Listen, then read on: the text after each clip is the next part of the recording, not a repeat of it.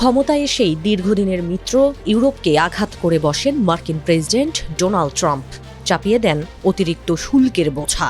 রাশিয়ার বিপক্ষে যুদ্ধের সহায়তা করবে যুক্তরাষ্ট্র, এমন বিশ্বাসে সেই শুল্ক মেনেও নেয় ইউরোপ। কিন্তু বিশ্বাস ভেঙে দিয়ে উল্টো ইউক্রেনের সহায়তা বন্ধ করেন ট্রাম্প।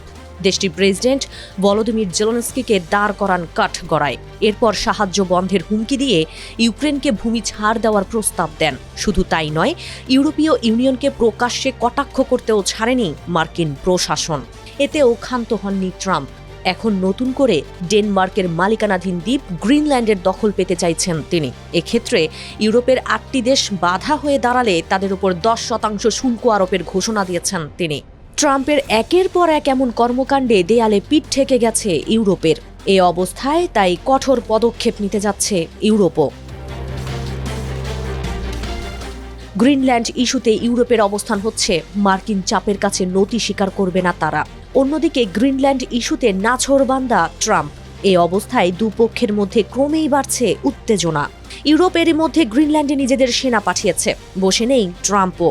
উত্তর আমেরিকার যৌথ প্রতিরক্ষা সংস্থা নোরাড থেকে গ্রিনল্যান্ডের পিটুফিক স্পেস বেসে একাধিক যুদ্ধ বিমান পাঠাচ্ছেন তিনিও। ফলে ইউরোপকে ভিন্ন কিছুই ভাবতে হচ্ছে এবার। ট্রাম্পের নতুন করে দেওয়া শুল্ক হুমকিতে ঝুঁকির মুখে পড়েছে মার্কিন বাজার নির্ভর ইউরোপের রপ্তানি অর্থনীতি। বিশেষ করে সবচেয়ে বেশি ঝুঁকিতে জার্মানি ও ইতালির গাড়ি শিল্প। ফ্রান্সের বিলাসবহুল পণ্যের ব্র্যান্ড LVMH এবং ডেনমার্কের নোভো নর্ডিক্স ও সুইজারল্যান্ডের রোশ ওষুধ কোম্পানিও ঝুঁকির মুখে।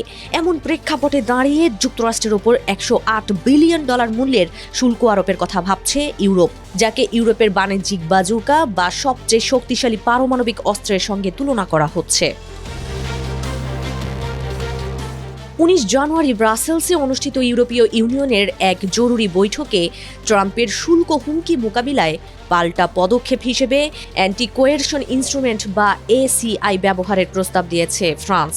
আর এই আইনটি তৈরি হয়েছিল তৃতীয় দেশ থেকে আসা অর্থনৈতিক জবরদস্তি মোকাবিলায়।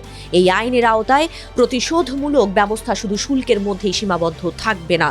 এর মাধ্যমে আর্থিক বাজারে পদক্ষেপ, মেধাস্বত্ব সংক্রান্ত বাণিজ্যিক বিধিনিষেধ ও যুক্তরাষ্ট্রের কোম্পানিগুলোর জন্য ইউরোপে সরকারি টেন্ডারে অংশগ্রহণ সীমিত করা হবে।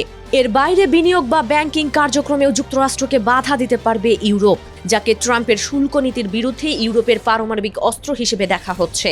যদিও এটি কার্যকর হবে কিনা তা নিয়েও মতভেদ আছে ইউরোপের নেতাদের মধ্যে।